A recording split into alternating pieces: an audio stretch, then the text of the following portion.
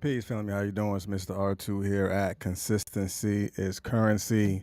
As I always say, your morning podcast choice, but it is a choice that you have, and it actually is a choice that you made. So I thank you and I appreciate you for being here. You could be anywhere at 7:30 in the morning, but you're actually here on the Facebook Live watching, or you may be on the YouTube watching it on YouTube, or just listening to the sounds on the podcast platform. So I thank you and I appreciate you for just being here um, consistently and being here on purpose and being here because you want to be. So I thank you for that. So today's conversation came from, like I put out yesterday. I was like, hey, put a word inside the chat that you want me to develop, something from. And that's where this came from. Now, I will say that this was a tough one. This was a tough one. I had to look it up.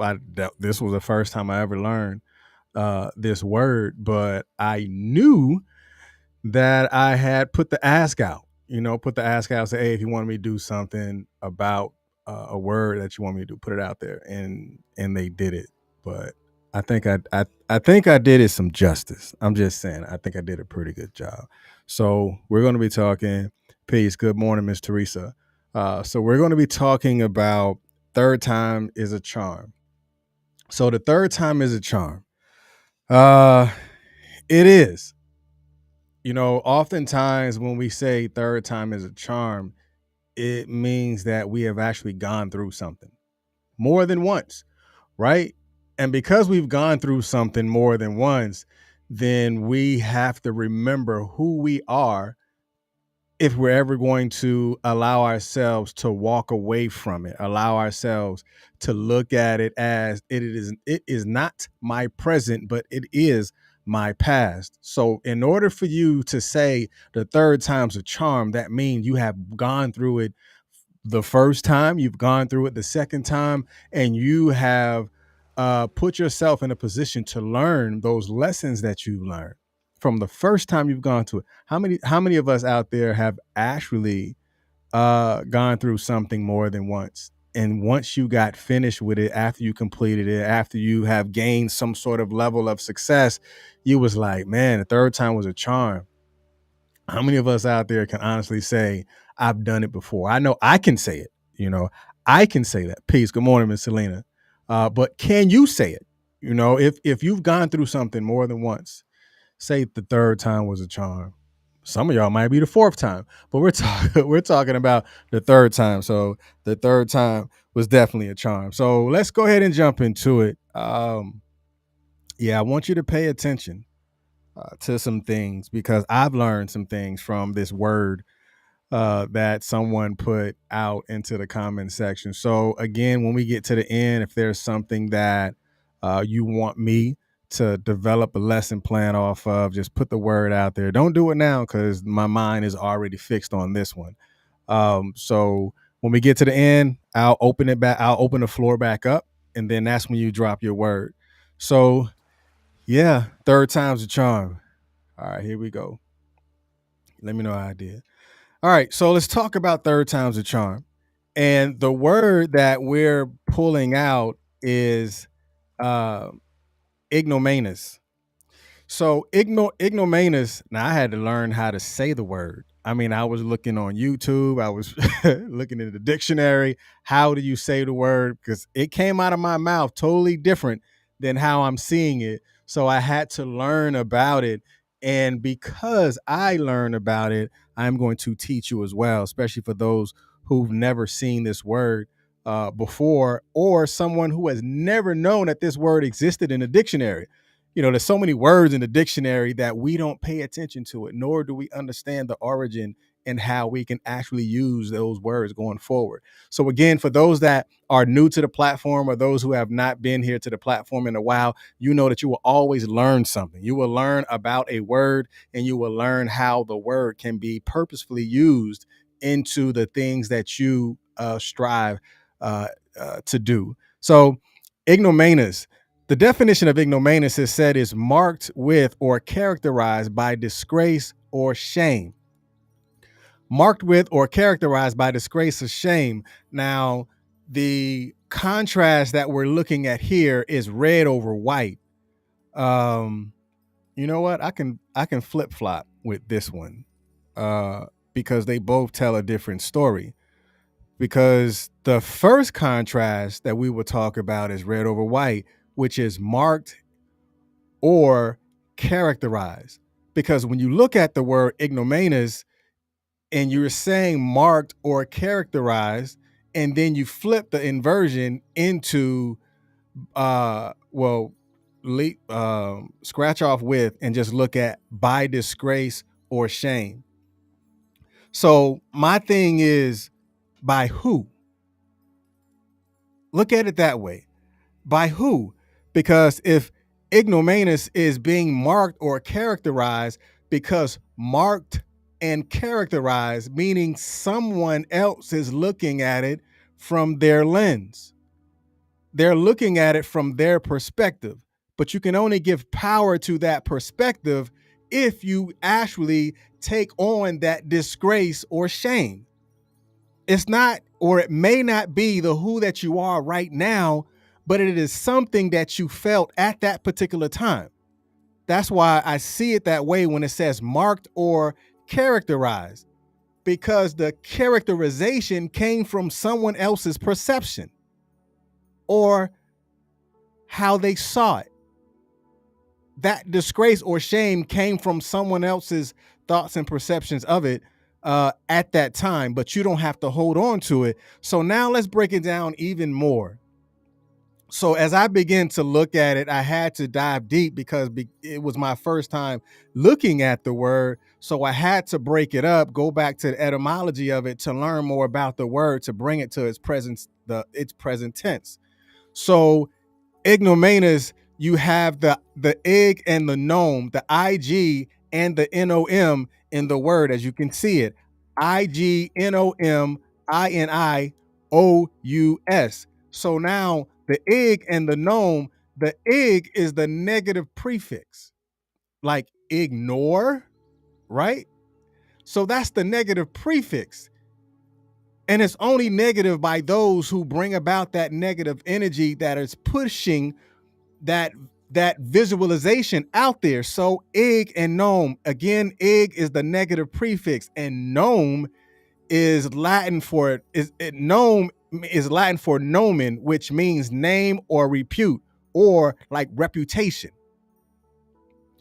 So again, ig is the prefix. Look at the word ignoramus. Ig nom. Ig negative. Nom is name or reputation, like nomenclature. That is the name of something. What's the nomenclature? Or nominal. That's where those words come from. But when you actually put that together, the ig and the nom, that's when it gives a new shape. Because again, in order for something to give a new shape to it, y'all make sure y'all share this live on your timeline or inside of an active Facebook group, because we're going to break this down in a way that you can use it today. So ig and nom, when you put that negative context, or the negative prefix, I should say, when you put that negative prefix on nom, you're giving it a nameless indication, because ig and nom is nameless, which indicates the nameless that goes with shame or dishonor. Just like you have someone who relieves the military and they get a dishonorable discharge, right? That could be a thought of an ignominious situation.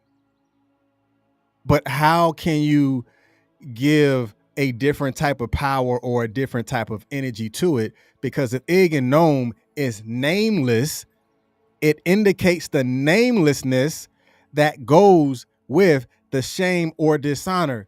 So now we're looking at the third times of charm, because the R2 definition of third times of charm is you developing an undefeated attitude. Yes, I was dishonorably discharged. Not me. I'm just saying. Yes, I was dishonorably discharged, but that won't hinder me from moving forward. Yes, this embarrassing moment made me feel this way. It made people feel as if I'm marked or they're disgraced by a certain thing or characterizing me by this particular thing. But I'm just here to tell you that when we get into this deep dive and what we're talking about, you're going to begin to develop an undefeated attitude, because if it is not your today, then leave it in the past. I might need to write that one down. Somebody put that in the chat. If it is not your today, leave it in the past. And I think a lot of times when we hold on to those past situations or past embarrassments or a feeling like we're shamed or being marked. Now, we may have been marked or damaged or characterized with something or about something in the past. It is not the who that we are right now. And taking this deep dive, we're going to go ahead and jump into it, because keep it in the right tense, right? Because if we're keeping it in the right tense, that means that we're telling ourselves, not anyone else, because this is not about someone's perception anymore. It is not about someone who is characterizing us. It is not about someone who wants to mark us to where they want to push us down, or we are even possibly pushing ourselves down of something that we've done in the past. We have to look at it by keeping it in the right tense, because an embarrassment, it takes place in the past. It's not in the present. Even if it happened 5 minutes ago, 5 minutes ago means it took place in the past, because theoretically, if you're able to stay in the moment perfectly, the moment which is right now, the present tense, that's why we say keep it in the right tense. Because for the soldier who was dishonorably discharged, that does not mean that is you for the rest of your life. That is a past that you have moved away from. Now, yeah, you may have some employers that may say, okay, you was dishonorably discharged, so I don't think this job is the right fit for you. But that doesn't necessarily mean that is a right fit for you for the rest of your life. That is something that you've gone through, but it's not something that you go to.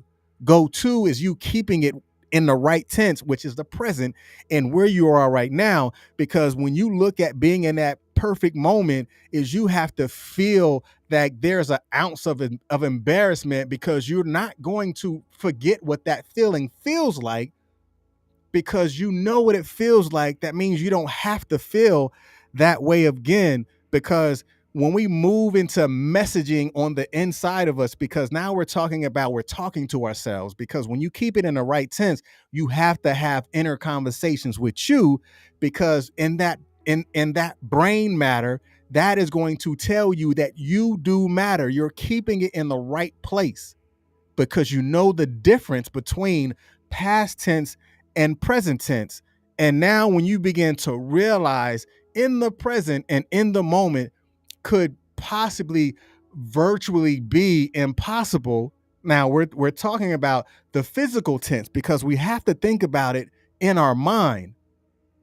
That's the tense in our mind, because no, you can't virtually physically be in yesterday, but you can psychologically be in today, because when you're keeping yourself there, you're coming with so many mixed emotions, and you get that knot inside of your stomach, like the butterflies we talk about, because those butterflies come from that embarrassing moment, because you're reliving it so much inside of your head, that because you're reliving it, you're feeling that moment over and over again.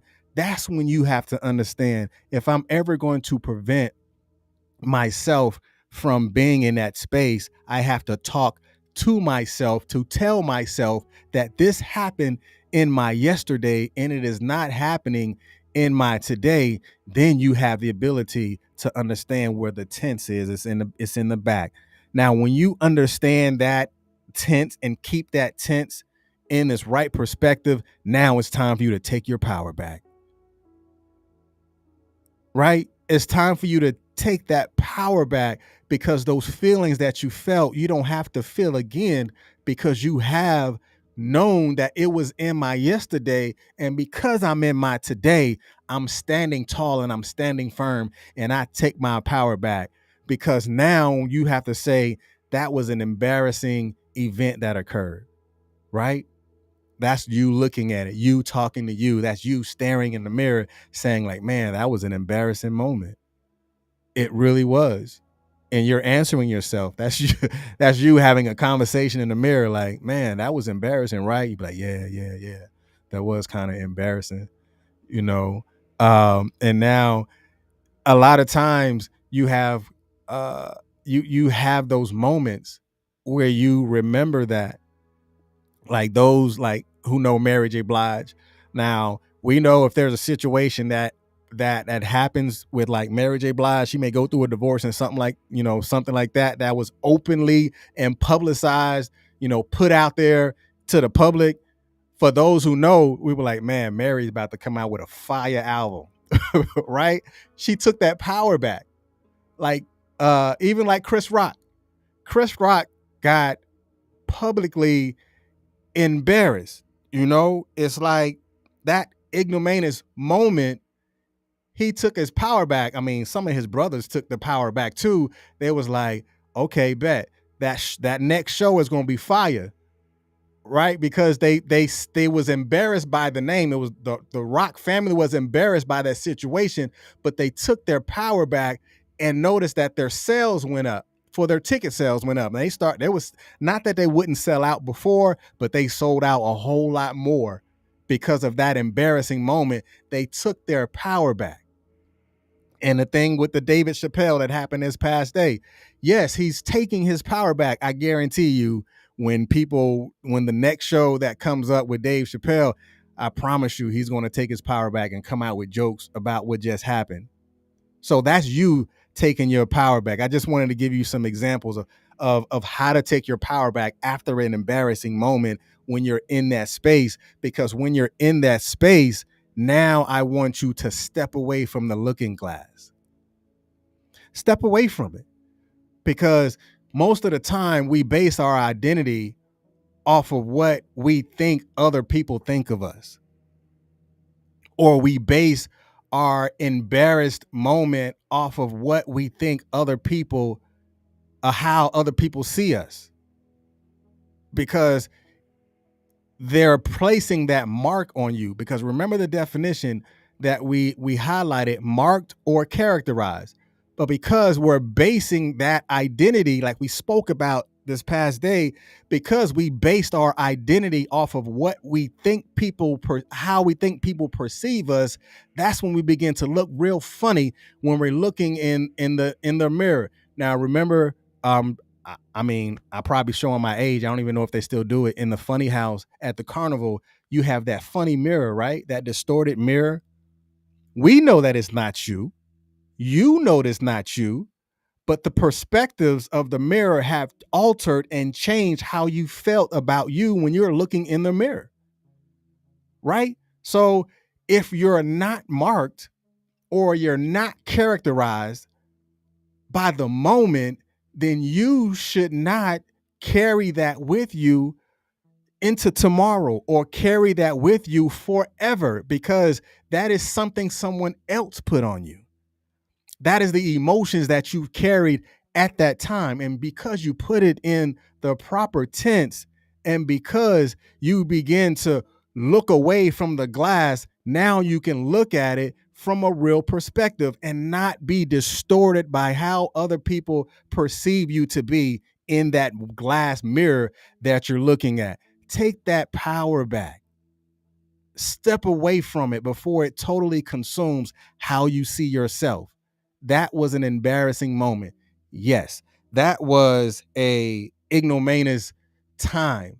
Yes, that's a timestamp. That means in that time, that's how I felt. In that time, that's what I did. But in this moment now, I am stronger today than what I was in the past, because I remember what that felt like. I remember what the butterflies meant when I feel it.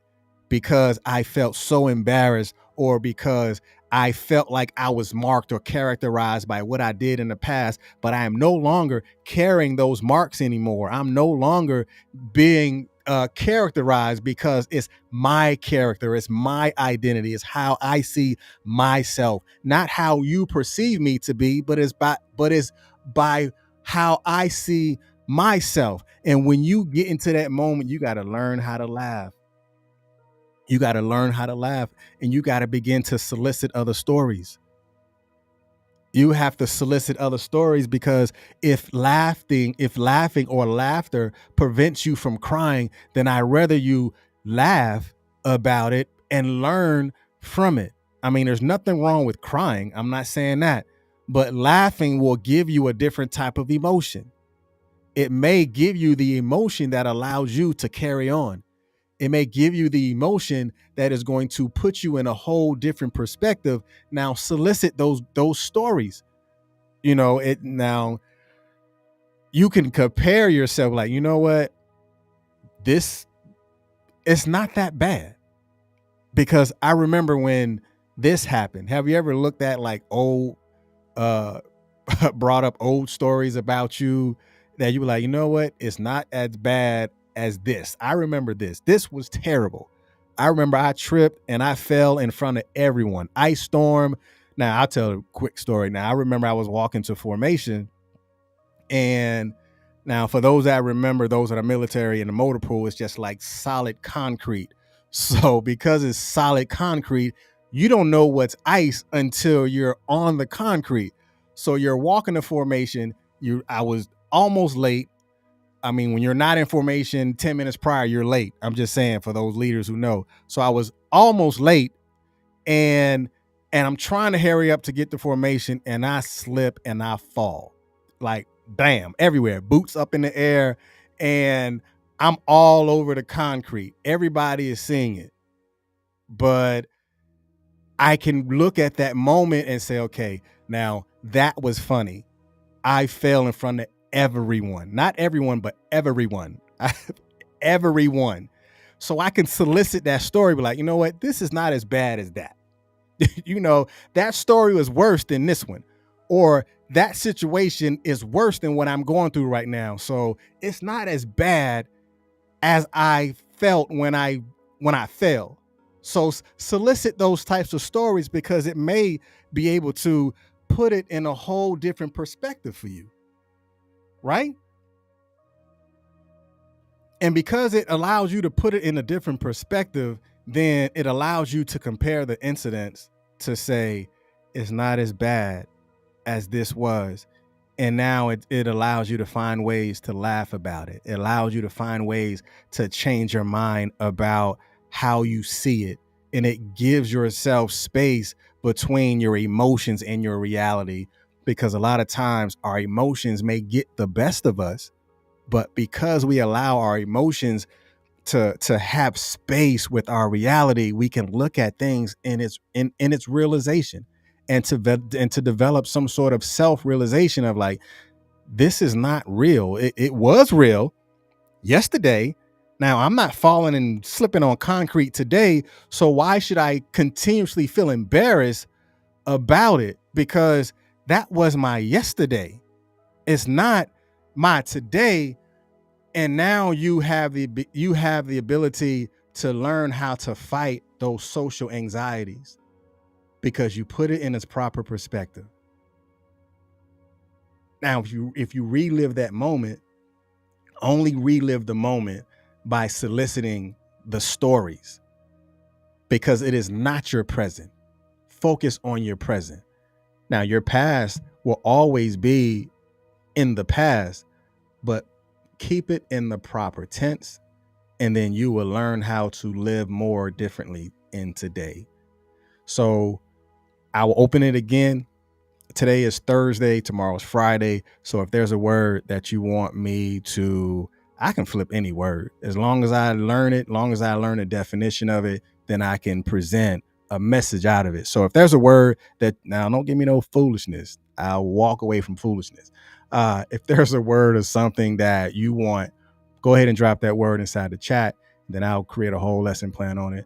But I definitely thank you for being here and being in this space and sharing this moment with me as I share this moment with you here at Consistency is Currency, your morning podcast of choice. I thank you 1,000% and always. What you say? If it's not in your today, your past. Yeah. Oh Lord, you keep giving me all these big words. Okay.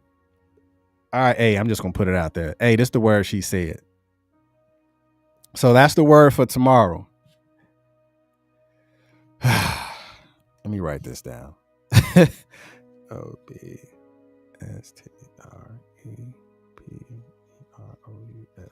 All right, so that's the word for tomorrow. So if anybody else got a word, drop the word inside the chat. If you're watching it on the replay, put that inside the chat. If you're watching it on YouTube, drop it in the comment section. And those that are listening to it on Anchor, Anchor allows you to leave a message after you listen to the podcast. So leave a message, put the word inside the message, and I'll create a message from that. But hey, I appreciate you guys and be blessed. And remember, tomorrow is another day for you to be successful. And today is the beginning of your blessing. Y'all be blessed. Peace.